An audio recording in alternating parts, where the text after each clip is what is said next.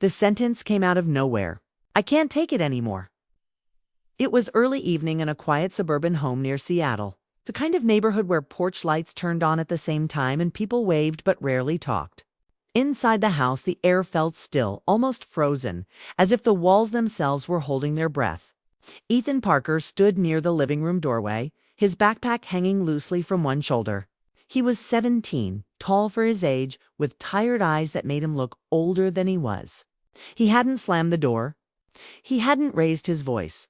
That was what made the moment so unsettling. Claire Parker, his stepmother, looked up from the couch, one sock still in her hand from folding laundry. She blinked, unsure she'd heard him correctly. "Can't take what?" she asked, her voice calm but careful. Ethan didn't answer right away. He stared at the carpet like it held the courage he needed. Outside, rain tapped softly against the windows, a familiar Seattle sound that usually felt comforting. Tonight, it only made the silence louder. This wasn't how Claire imagined her life would look when she got married again at 42. She had pictured quiet dinners, shared routines, and a slow, steady kind of happiness. And for the most part, that's what she had. She married Michael Parker 3 years ago, a widowed engineer with a steady job and a reserved nature. He wasn't romantic in a movie-style way, but he was dependable. After a painful divorce in her 30s, dependability felt like a gift. Ethan came with Michael, of course. A quiet boy who spoke politely, followed rules, and stayed mostly in his room. Claire never tried to force a bond. She believed relationships grew best when given space. But over the past year, she'd noticed changes. Ethan laughed less, ate less, stayed out later. His grades slipped, not badly, but enough to matter. When she asked how school was, he answered with one-word replies. When she asked if something was wrong, he said he was fine. Teenage behavior, she told herself. Now, standing in the doorway with that same tired look, Ethan didn't seem fine at all. "Ethan," she said gently, setting the laundry aside, "talk to me." He let the backpack slide to the floor. The sound echoed louder than it should have. "I've been holding this in for a long time," he said. "I didn't want to cause problems." Claire's stomach tightened. No 17-year-old should sound that careful. "You're not causing problems," she said. "You're allowed to speak." He gave a small, sad smile at that. "That's the thing. I don't feel like I am." He finally looked at her, and Claire felt something shift inside her chest. His eyes weren't angry. They were hurt. Deeply, quietly hurt. Michael wasn't home yet. He was often late. Extra meetings. Project deadlines. Claire had stopped questioning it, not because she didn't care, but because she'd learned Michael avoided heavy conversations by staying busy. Ethan took a step into the room and sat down across from her, keeping a careful distance, like he didn't want to cross an invisible line. "Before you married my dad," he said, "did he ever tell you what it was like after my mom died?" Claire shook her head slowly. "Not much. He said it was hard. That you both struggled." Ethan nodded. "That's the short version." He paused, choosing his words with care. "My mom was sick for a long time. Cancer, Dad was there physically. He paid bills, drove us places. But emotionally, he checked out." Claire listened, her hands folded tightly in her lap. "I don't think he did it on purpose," Ethan continued. "I think he didn't know how to handle it. So he shut down." He swallowed. "I learned pretty fast not to ask for too much. Not to be a problem." Claire felt a quiet ache spreading through her chest. She thought of all the nights Ethan ate dinner alone because Michael worked late. All the school events Michael missed. All the conversations that never happened. "When my mom died," Ethan said, his voice steady but low, "everyone kept saying how strong my dad was. How brave. Nobody asked how I was doing." Claire remembered those early months after she moved in. Ethan's polite distance. His silence. She had mistaken it for maturity. "I thought Ethan said that when you came into our lives, things might change. I thought maybe he'd open up or notice me more." He looked down again, but he didn't, and I don't blame you for that. This isn't about you doing anything wrong. Claire leaned forward slightly. "Then why are you telling me this now?" Ethan hesitated. The rain outside grew heavier, filling the pause. "Because I'm tired," he said. "Tired of pretending everything's okay. Tired of being invisible in my own house." Those words hit harder than any accusation. "You see me," he added quietly. "You ask how I'm doing and actually wait for an answer. You remember things about me?" Claire felt tears prick her eyes, but she held them back. This wasn't about her feelings. This was about his. "I didn't want to feel this way," Ethan went on. "I didn't want to care. But it hurts, and I can't keep carrying it alone." Claire took a slow breath. She thought of all the times she'd sensed something was wrong but chose not to push, afraid of overstepping her role. "I'm really glad you told me," she said softly. Ethan looked up, searching her face for something judgment, maybe, or regret. Finding none, his shoulders relaxed just a little. "There's more," he said. "And once I say it, I don't know how things will go back to normal." Claire's heart beat faster. "You don't have to protect normal," she said. "You just have to be honest." He nodded, as if that permission mattered more than he expected. "My dad thinks keeping things quiet keeps them safe," Ethan said. "But silence is what's hurting us." Claire realized then that the family secret wasn't something dramatic or scandalous. It was something far more common and far more dangerous. Unspoken pain. Years of it. Footsteps sounded faintly outside, a car pulling into the driveway. Michael's car. Ethan stiffened. "He's home," he said. Claire followed his gaze toward the front door. In a few seconds, Michael would walk in, ask how everyone's day was, and retreat into his usual routine. Another evening of polite distance. Claire looked back at Ethan. His expression held both fear and hope, a silent question in his eyes.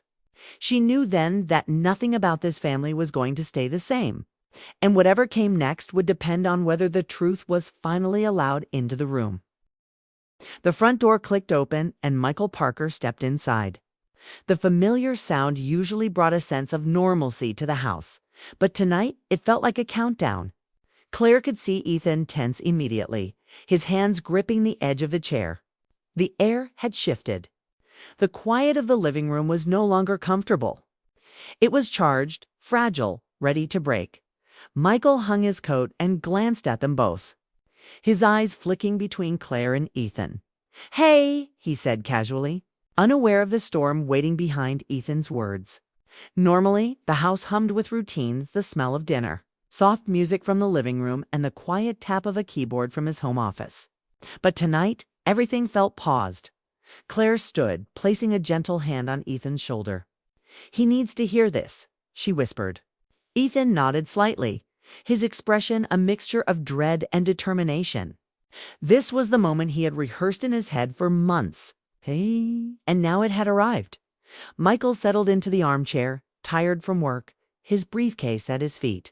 He gave them a polite smile. "What's going on?" he asked, expecting a small update or a casual conversation.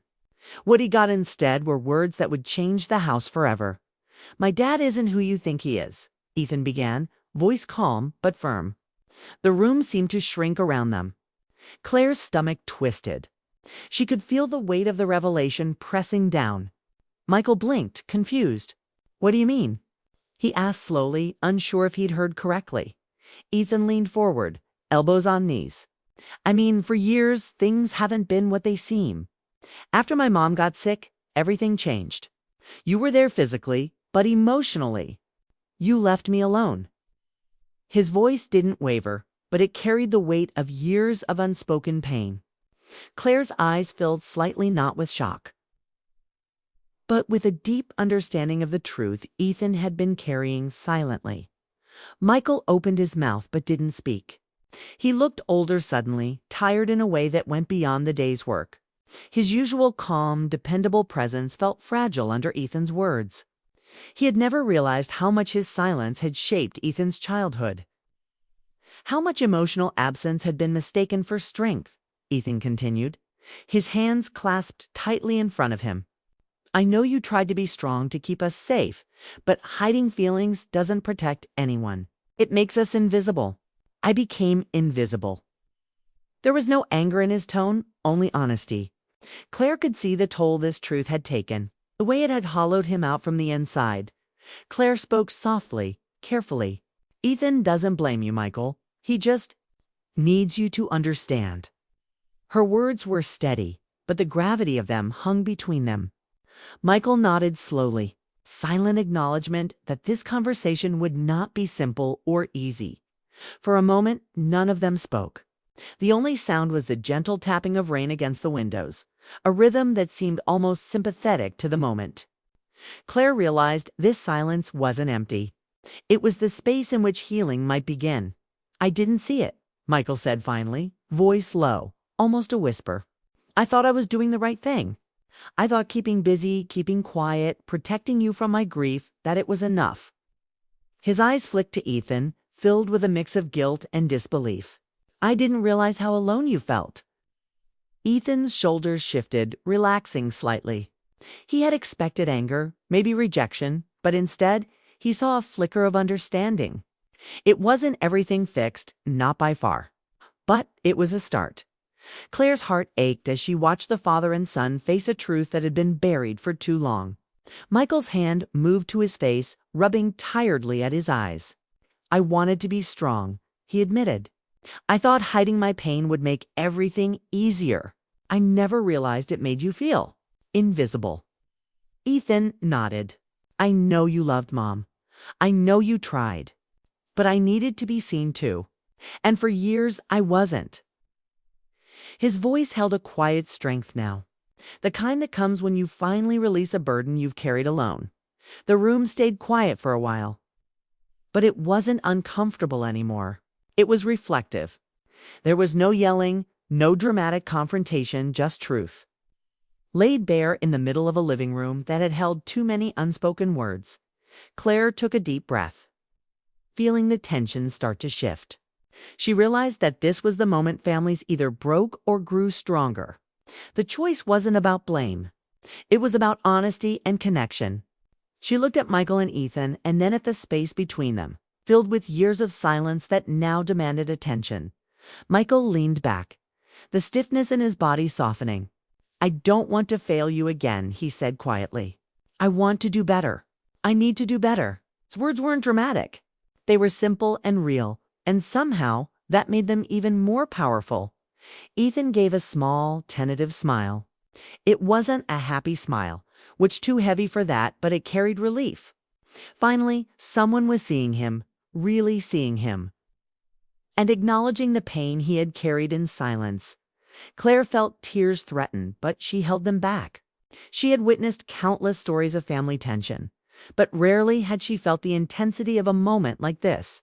It was raw, honest, and deeply human. It wasn't about perfection or instant resolution. It was about facing the truth together. Michael's voice was steadier now. "We can work through this," he said. "I want to start not tomorrow, not next week now." His eyes met Ethan's. "I don't want to miss any more of your life." Ethan nodded slowly. "I just need you to try. That's all I ask." There was no bitterness, no lingering resentment, only a hope that had been buried under years of silence. Claire smiled softly. She had watched people navigate grief, loss, and family struggles. But this moment felt different. It was intimate, tender, and honest. No one was pretending.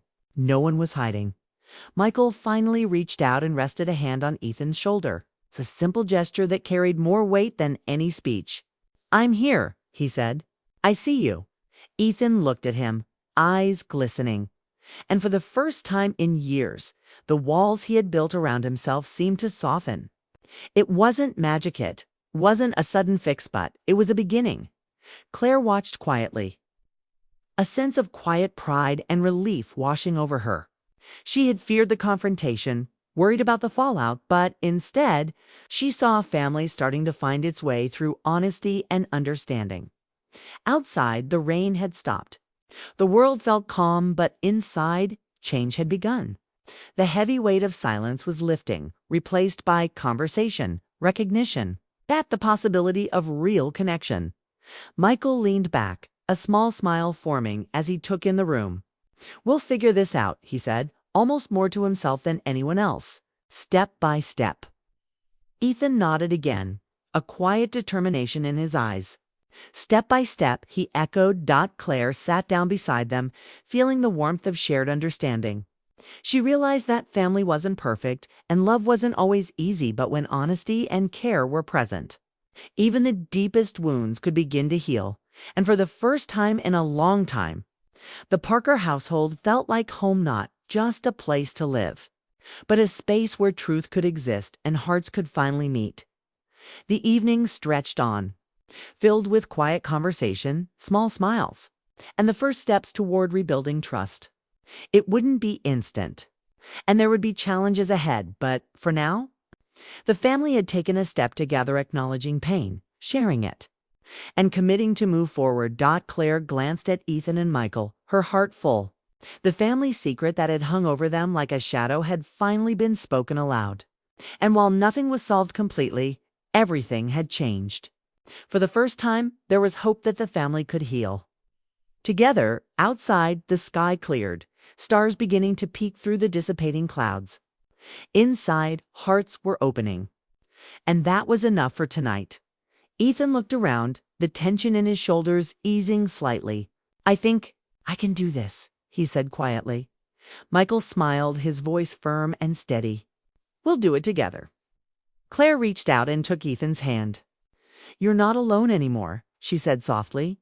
And in that moment, the house felt alive again, not just walls and furniture, but warmth, honesty, and the fragile beginnings of love that could withstand years of silence. The Parker family finally had a chance to start over.